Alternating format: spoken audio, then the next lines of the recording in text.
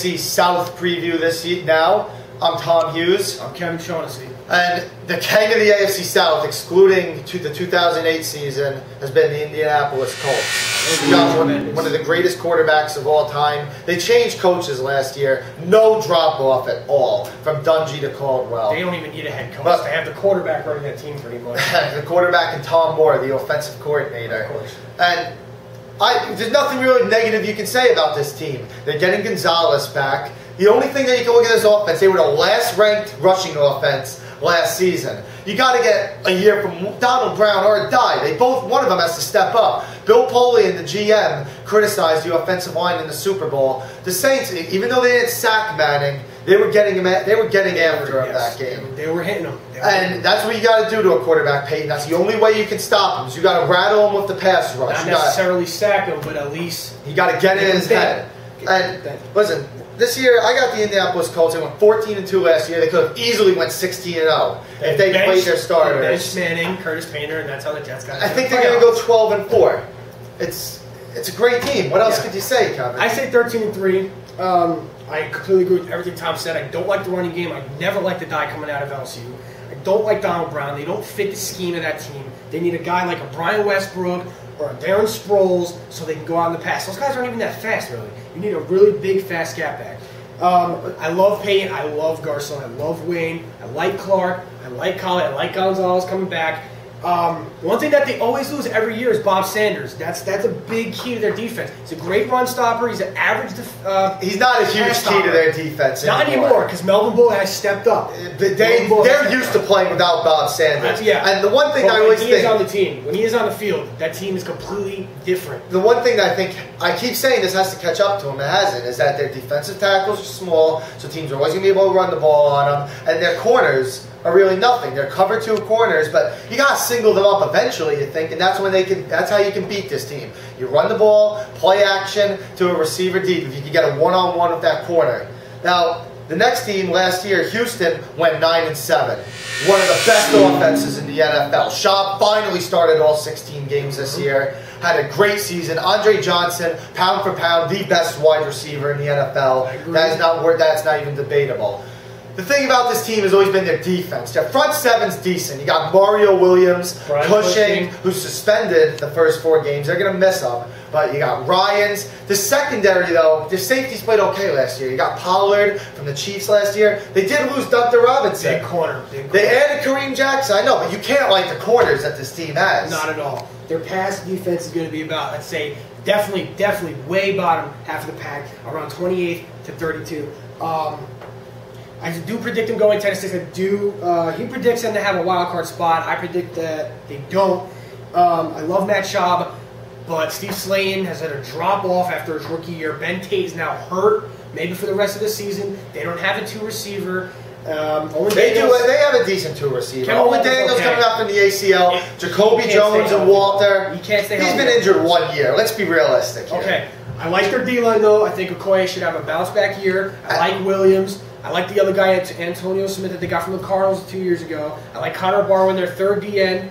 Their linebacking core is good. You said Tennessee is going to make the playoffs. Yes. Tennessee is not going to make the playoffs. I said they both go 7-6. Tennessee is not going to make the playoffs. I have them going 8-8. Because listen, they're not getting a 2,000-yard season from Chris Johnson again. He's a good back. Okay, he's in my opinion the second best running back in the NFL. You can't have, this isn't the day and age where you're going to have Vic running around a scrambling quarterback. You got Vince Young there. He's always going to be an okay pocket passer and a good runner. And he's always hurt, too. Collins is a good backup, but what do you have outside?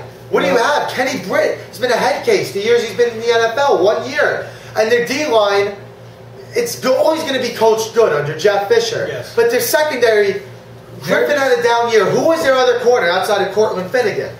They're starting Jason McCourty, a 6th, 7th round pick out of Rutgers last season. Linebacker Keith Bullock was the heart of that defense. He's gone. When he played there. It was Hainsworth 2 years ago who played great for him. I don't see Tennessee making the playoffs. What makes you think they're going to make it?